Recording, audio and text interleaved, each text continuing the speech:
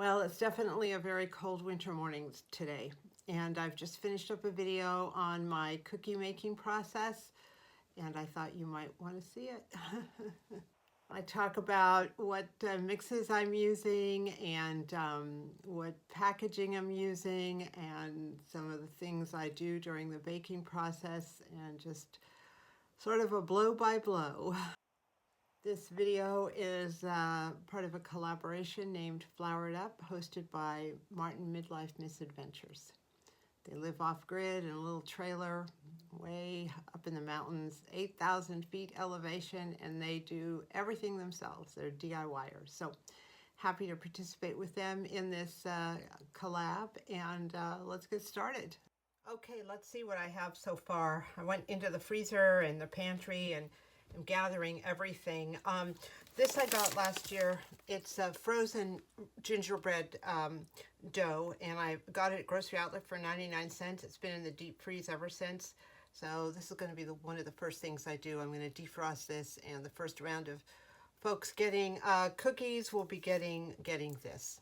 I also have all sorts of mixes. Let me move this stuff out of the way that I've gotten at Grocery Outlet over the last year for 50 cents or 99 cents. I have a couple of things of fudge brownies, plus a big box from a fudge brownie mix from Costco.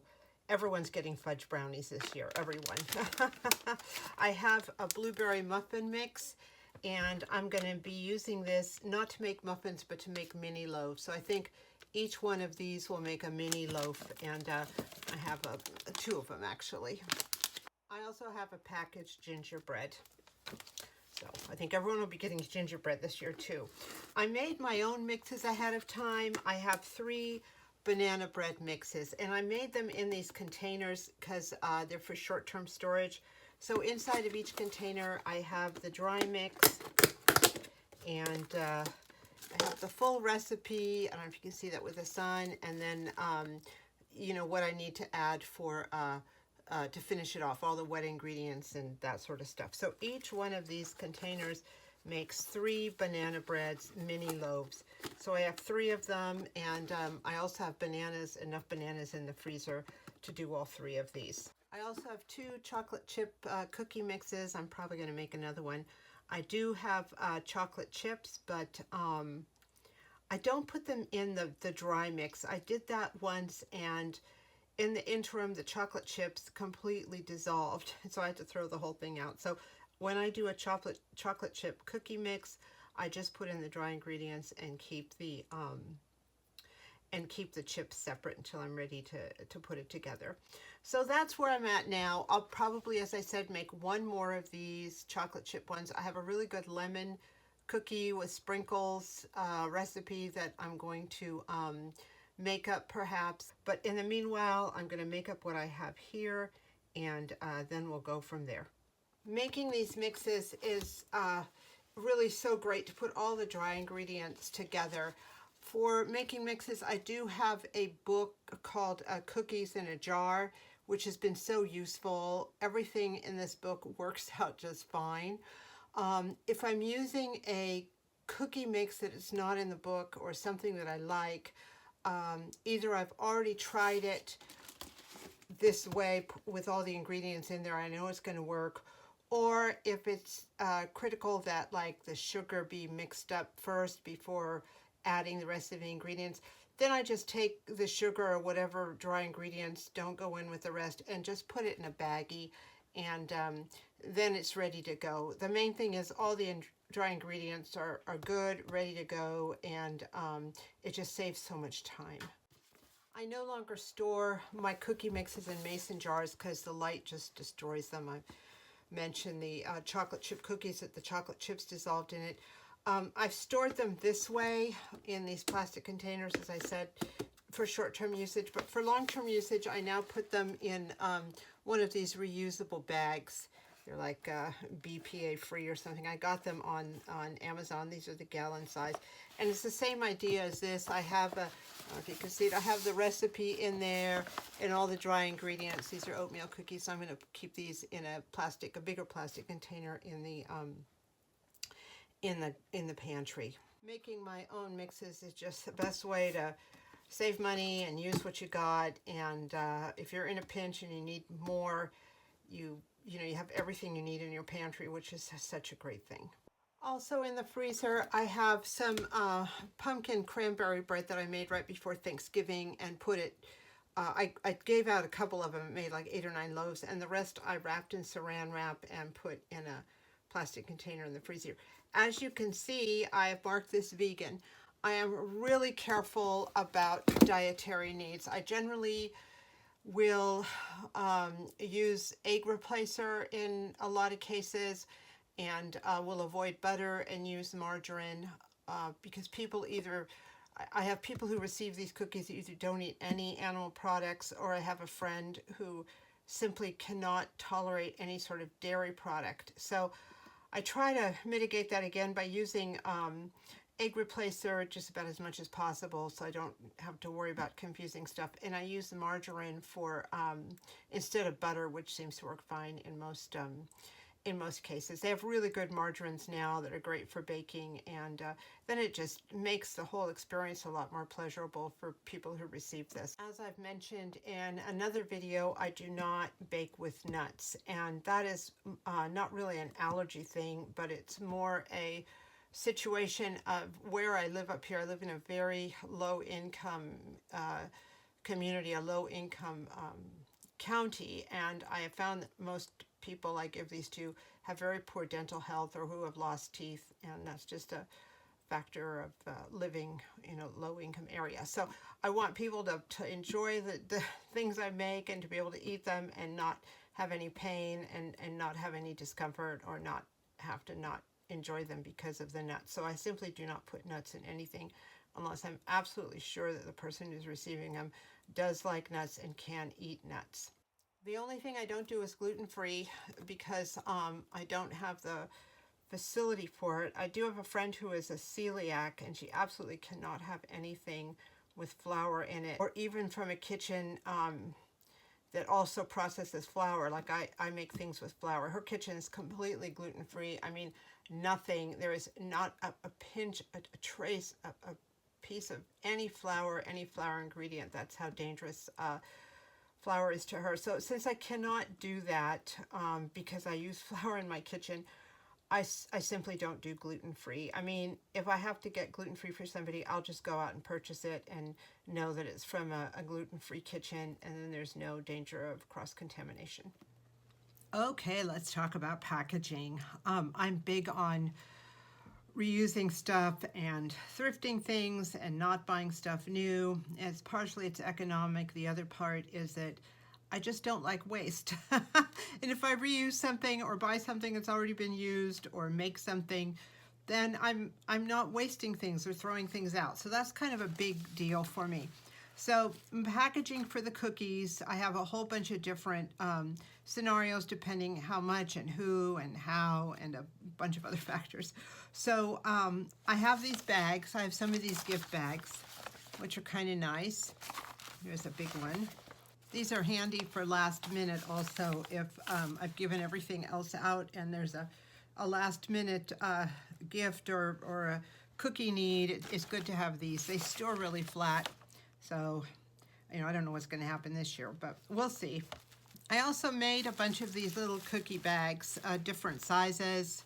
I need to make some more, but these were so much fun and so easy to make. I even have little ones for chocolates or for candy canes. I got the directions online. I followed somebody who did a certain type, and I kind of changed it. But if you want to see how I made these, I made a video about them that came out a little bit before this video. But these are great too. I use fabric I already have. I buy all my sewing materials pretty much at thrift stores, and I do like it. Very rarely do I need to go into an actual sewing store or fabric store to buy something new. Only if I'm making something that requires a certain type of fabric or a certain size that I can't get at a thrift store. So all of this fabric was thrifted over the last couple years, and I still have plenty left, so I'll probably be making some more of these too. Trays. Trays are great for families or parties or something, and when you get these cheap plastic or metal trays, you don't have to worry about leaving them behind. They become part of the gift. I have 4 right now. I have the snowman one and 79-cent Santa one. And bear in mind, if you see any prices on these, chances are I got them half off, either at a senior sale or a weekend sale. So essentially this was like 35 cents. Here's another one, cookies for Santa. And here's a big one with the Santa. And actually I already have all 4 of these spoken for. I have 4 family groupings that would enjoy getting them on these trays. I was kind of thinking about how am I going to cover these trays to keep cookies from falling off, and all the cookies are going to actually be in these little bags separately. Well, here they are. I got 3 packages of bags, little treat bags from Dollar Tree. This is a reindeer one, there's a snowman one, and there's a Santa and a reindeer one. So the cookies will already be packaged, and if the cookies are too big for these, I'll use baggies. So they'll already be packaged, and I have some quick breads too, but I wanted some way to cover these so stuff doesn't fly all over the place, because I am going to be adding quick breads to it also. So I finally determined that I was going to use these big Dollar Tree jumbo size, I think it's 2.5 gallons each, these Ziploc type bags, and they are great. You can slide, even this big tray, you can slide the whole thing in the Ziploc bag just like this, and close it up, and everything is safe in there and covered. You can see everything. You can put a card in there or a label, and the best part is you can reuse this.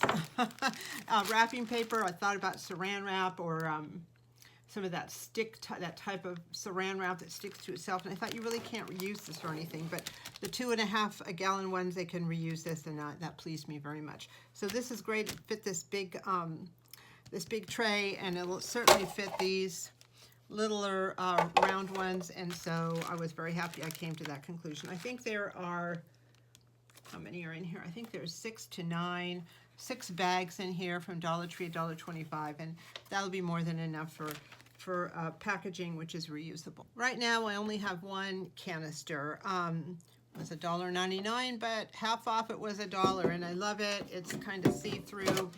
It's big enough. It's nice inside. I saw other canisters there, but they either had the name of another company on it, or they were too big or too small, but this was just perfect.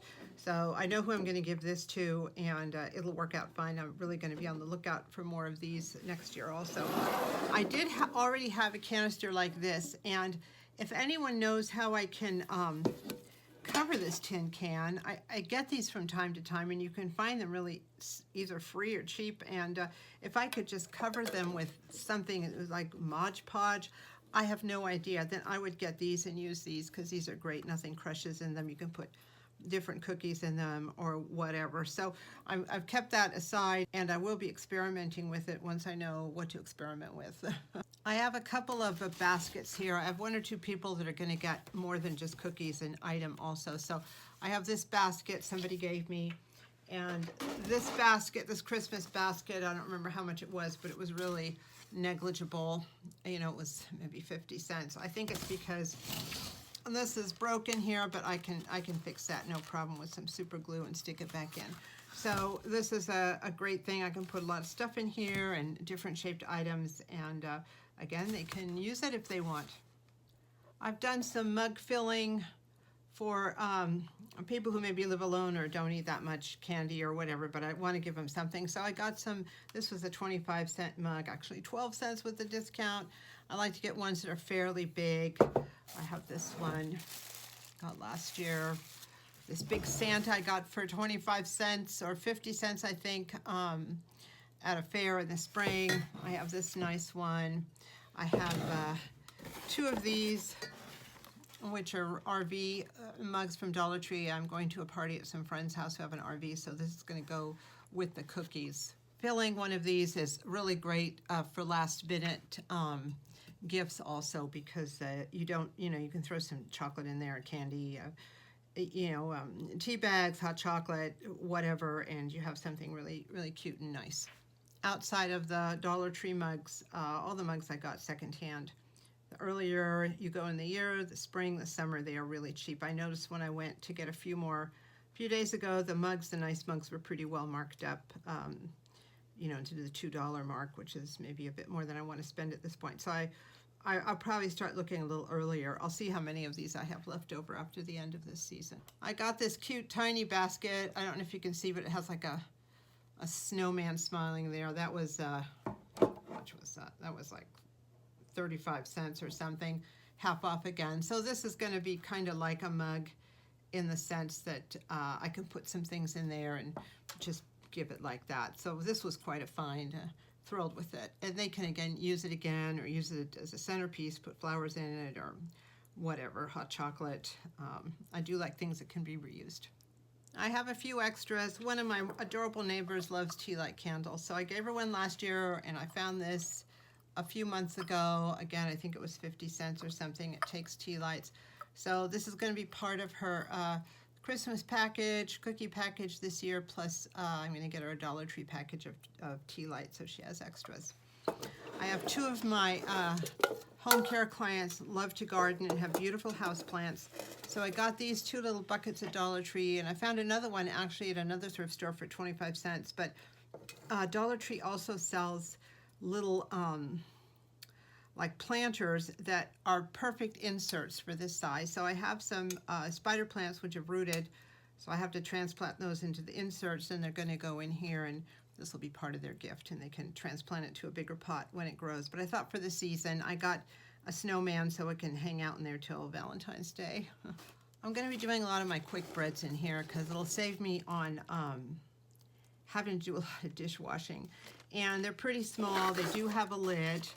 The lids are kind of deep. I guess they accommodate lid. I can't get the lid out, but I can see the lids are almost double, make this pan almost double. So if I'm doing something on a tray and it doesn't matter how high it is, I will put the lid on. If not, I'm just going to bake them in these and then just wrap it with some saran wrap because this lid can take up a lot of room.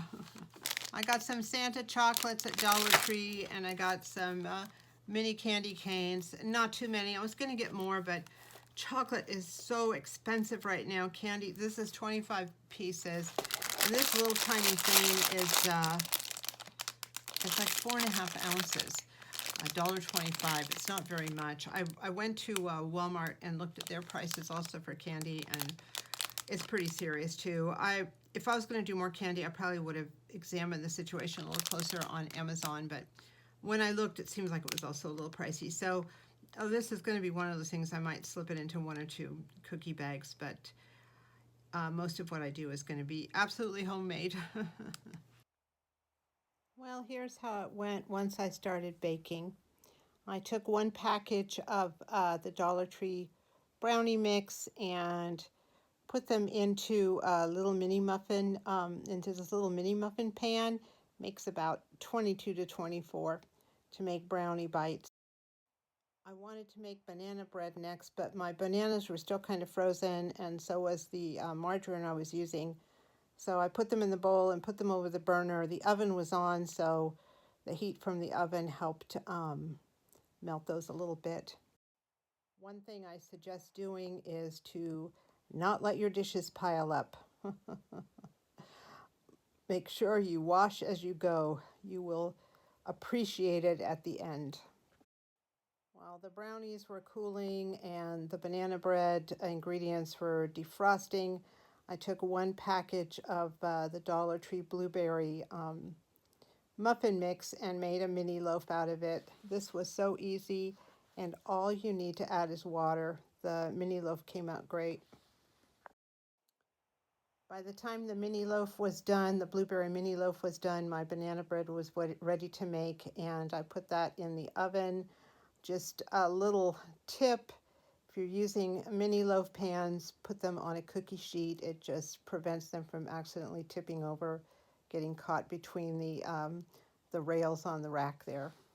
One thing that's handy to do if you are if you have a homemade mix and you're not sure if all your ingredients, your dry ingredients, are completely incorporated before you start mixing in the wet ingredients, put those dry ingredients through a strainer and kind of just shake it like you are sifting it, and all the dry ingredients will mix up much better.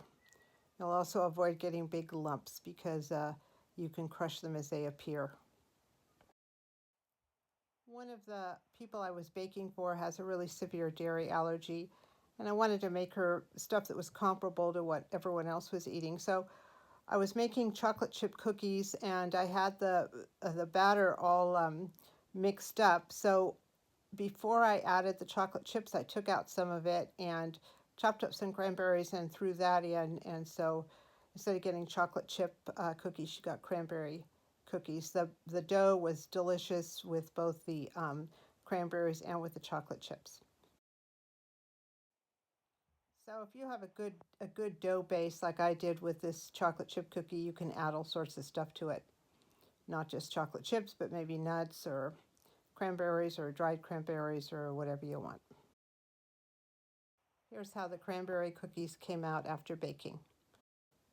I pulled out the gingerbread log, and originally I was going to roll these out and cut out shapes, but I just did not feel like it. And then I saw on the label that you can actually slice these into rounds, so that's what I did. I was glad I did it in the end because after baking, the rounds spread out quite a bit, and it would have been disappointing to have cut out, you know, figures and stuff like that, and to have them spread out so they would not be as crisp as I would have wanted. I sprinkled them with turbinado sugar and put them in the oven. I was also quite satisfied to see that the dough was safe to eat raw. Well, here we are. The first round is almost done. I have some chocolate chip cookies, a special group of cranberry cookies from my friend who can't eat any dairy.